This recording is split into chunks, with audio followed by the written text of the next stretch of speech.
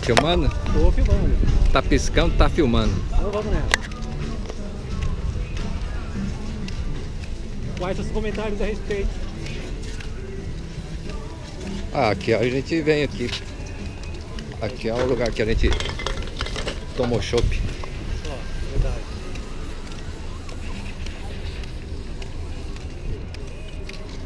Praia de Utsumi. Essa aqui é Tá a lotado hoje.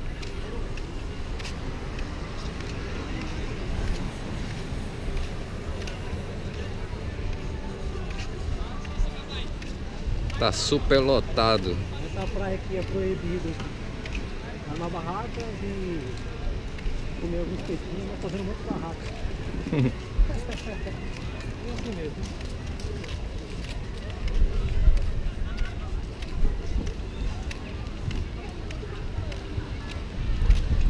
Aí apagou a telinha.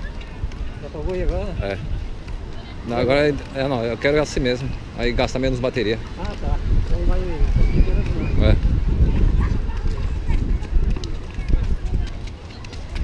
Aí quando quiser ligar é só dar um toque aqui. Aí liga de novo.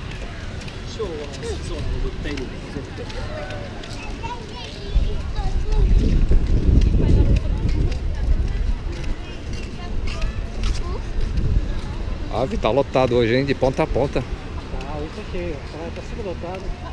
Devido feriado, né? Feriado prolongado, a galera curtindo.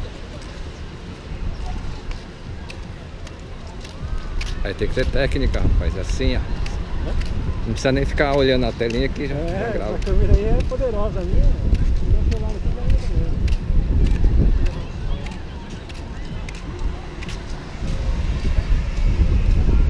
Bom, galera, vocês estão conhecendo um pouquinho da praia desse filme? Bem da praia. Não tá tão quente, tá bom demais. Tá rezando?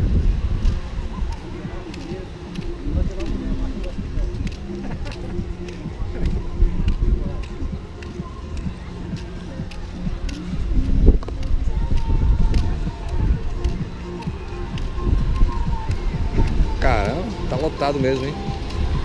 Tá. Hoje tá lotado. A outra vez que eu vim tava super vazio. Rapaz, acho que pra filmar lá tava melhor, hein? Vamos pra lá? Dá um solzão. Ah, aqui já gravou, eu vou desligar aqui e vou começar a gravar de novo lá.